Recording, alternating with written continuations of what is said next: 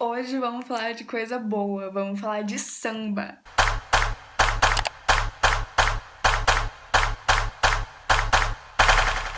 As pessoas julgam o carnaval, julgam o samba, tem toda essa síndrome de viralatismo brasileiro. E na real mesmo, o samba é lindo.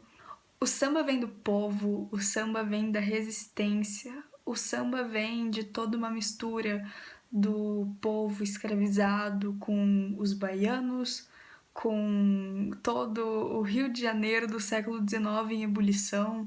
O samba foi criminalizado do mesmo jeito que o candomblé e a capoeira também foram. Por que motivo será, né? Nossa, nem dá pra imaginar. Afinal, não existe racismo, né?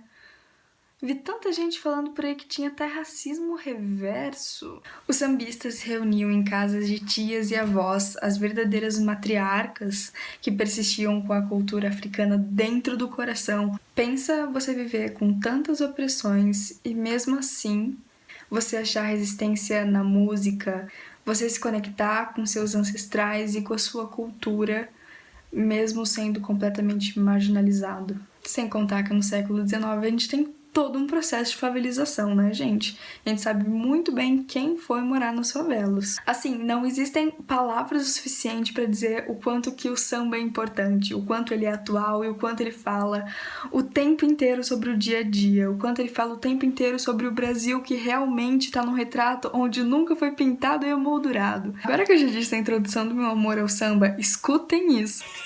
Aí, ó.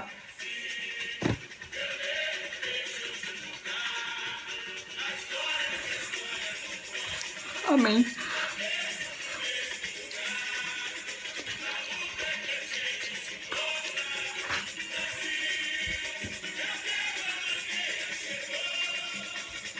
Tá.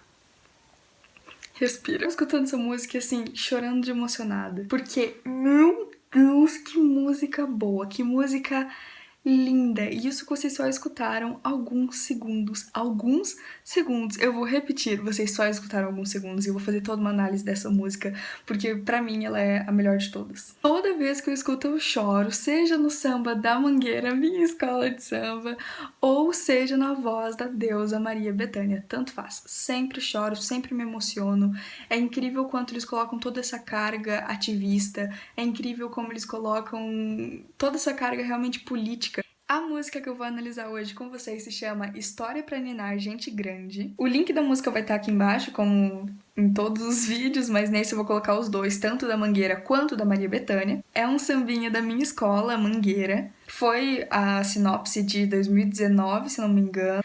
Ela é super importante porque ela mostra a história do Brasil de uma forma realmente honesta. Não é de uma forma como se a gente...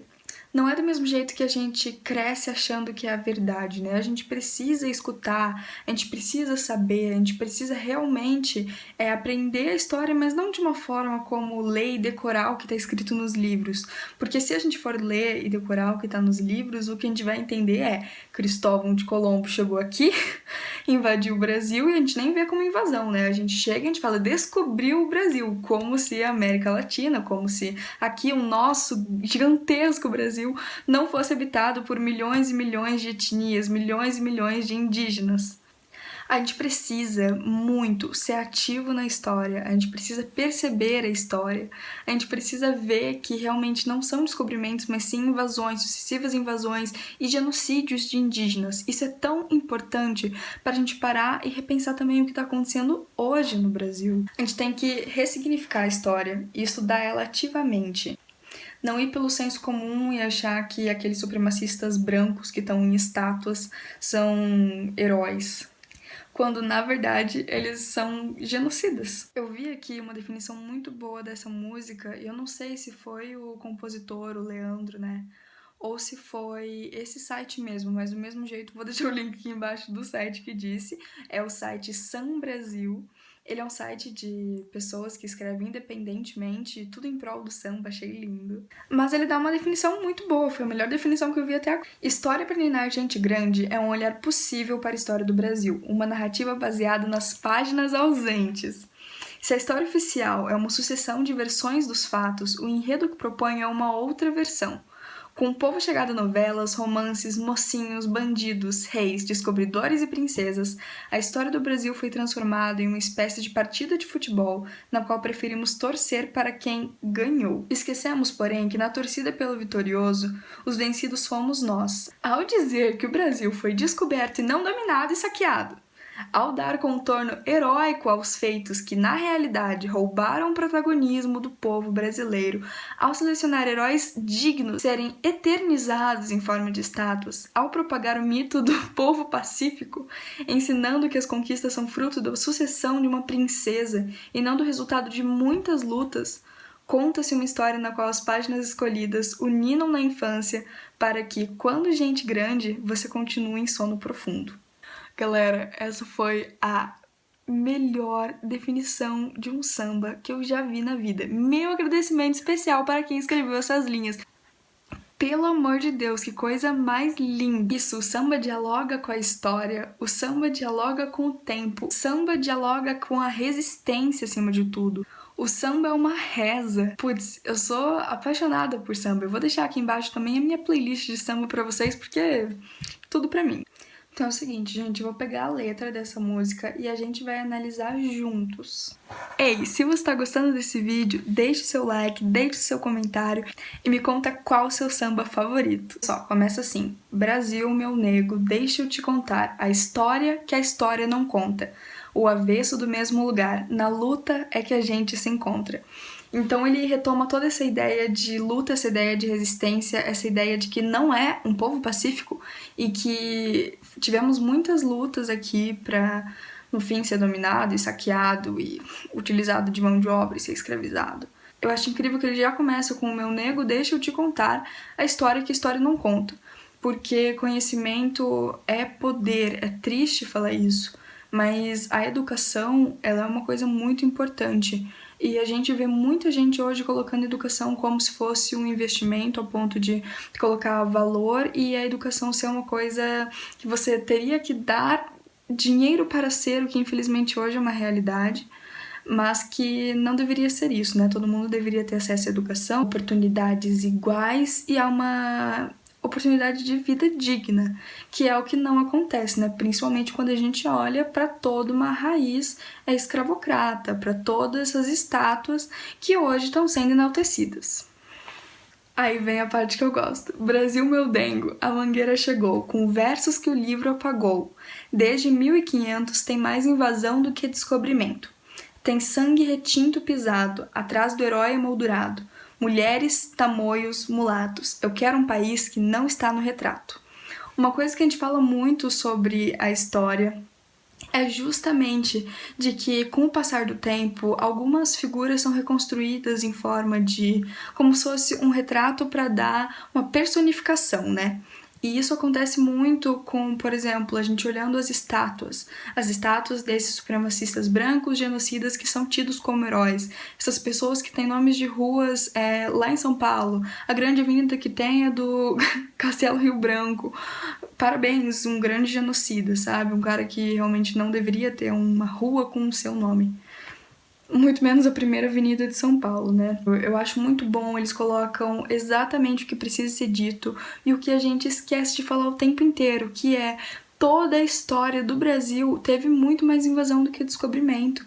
Quando Pedro Álvares Cabral chegou no Brasil, não tinha sido um descobrimento, já havia muitas etnias, já havia muitos indígenas aqui. E é completamente desonesto a gente pintar e a gente dar um retrato de um Brasil em que as histórias são de princesas, são de reis, são de príncipes, são de generais, mas não são dos indígenas, não são dos negros, não são de todos que fizeram a luta nesse país e de que tentaram fazer que alguma coisa mudasse. Eu acho isso incrível, né? Atrás do herói emoldurado. Mulheres, tamoios, mulatos. Gente, não é sobre quem está emoldurado, não é sobre quem está nas estátuas, é sobre quem esteve atrás disso, sabe? É sobre isso a gente ressignificar e repensar a história. Brasil, o teu nome é Dandara, tua cara é de Cariri, não veio do céu nem das mãos de Isabel. A liberdade é um dragão no mar de Aracati. Poesia, né? Simplesmente poesia.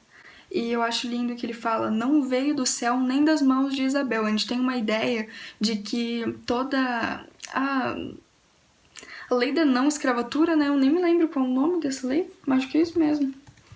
Que extinguiu a escravidão, né? Entre aspas, entre muitas aspas. A Lei Áurea, né? Que se diz. Que extinguia a escravidão no Brasil. Tem tido muito essa ideia de que a princesa imperial, né, a princesa Isabel, teria dado isso, sendo que não, teve muita pressão popular, teve muita pressão dos fazendeiros. É triste de se falar, mas foi completamente uma forma de não ter mais prejuízos para eles. Chegou num ponto onde estava mais caro ter escravos do que ter trabalhadores. Então, uma lei áurea nesse momento fazia muito bem para aquelas pessoas que já escravizavam, né? Então, a escravidão literalmente mudou de nome e mudou de forma, mas ela não acabou. É isso que eu acredito. Aí continua. Salve os caboclos de julho, quem foi de aço nos anos de chumbo. Brasil, chegou a vez de ouvir as Marias, Marins, Marielles, Malês. Gente, é justamente sobre esse protagonismo, do que ele pega e coloque, nossa, o nome de Marielle no meio, sabe? É por isso que é tão atual, porque a história, ela se repete. Se a gente não olhar para a história dando ênfase, se a gente não olhar para a história de uma forma crítica, se a gente não olhar para a ciência de uma forma realmente que a gente esteja levando isso a sério, a gente nunca vai viver uma vida levada a sério. A gente sempre vai ter que estar relembrando um passado que vai se revivendo e vai acontecendo de novo e de novo e de novo. Mangueira, tira a poeira dos portões. Abre alas pro teus heróis de barracões, dos Brasis que se faz um país, de licis jamelões. São verde e rosas multidões. O verde e rosa, no caso, é da Mangueira, né? Que é as cores da escola de samba. Mas eu achei muito legal, os teus heróis de barracões. O meu herói não é o cara que tá na estátua. O meu herói não é o supremacista branco. O meu herói não é o cara que vai ficar falando que racismo reverso existe e racismo reverso é péssimo.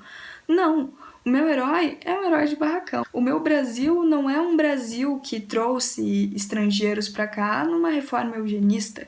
O meu Brasil é um país de licis jamelões. Eu acho linda essa música, eu acho perfeita, assim. Eu não tenho palavras, assim, pra dizer. Quando eu conheci, que eu adoro Maria Bethânia, eu ficava escutando Maria Bethânia. Cheguei nessa música, não tinha escutado, eu tinha escutado, tipo assim, rapidinho, assim, quando eu tava vendo o samba enredo da Mangueira, mas não era nada assim. Aí, quando eu escutei de novo, eu desabei de chorar, porque é uma coisa tão presente. Quando a gente viu todo o movimento do Black Lives Matter com a morte de George Floyd nessa metade de ano, a gente viu muita gente aqui no Brasil contestando essas estátuas, contestando esses eugenistas, contestando tudo isso, e a gente viu gente protestando contra isso, como se fosse errado ver que os heróis de verdade estão em barracões e não em estátuas. É isso, gente. Espero que tenha feito vocês questionarem um pouco e refletirem um pouco sobre a história do Brasil. Acima de tudo, quando a gente vê a história de um povo, é essencial que a gente veja a história por inteiro, não necessariamente a história que nos é contada. Eu sei que a educação está muito defasada e a gente tem um problema muito grande até do aluno prestar atenção no professor, né? E de realmente se ver a história como algo que ela realmente é. Ver a história do Brasil como uma história de resistência. E a gente dá foco onde houve resistência. E a gente chamar esses caras das estátuas grandes, brancas, supremacistas, de eugenistas, de supremacistas e não de heróis. E relembrar quem está lá nos barracões e quem está lá fazendo história. É isso, gente. Espero que vocês tenham gostado e até quarta que vem.